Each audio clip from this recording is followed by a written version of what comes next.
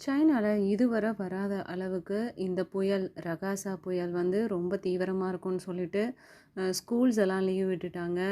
ஆஃபீஸ்ல எல்லாரையும் சீக்கிரமா கிளம்ப சொல்லியிருக்காங்க. ஏகப்பட்ட ஃப்ளைட்ஸ் வந்து கேன்சல் பண்ணியிருக்காங்க.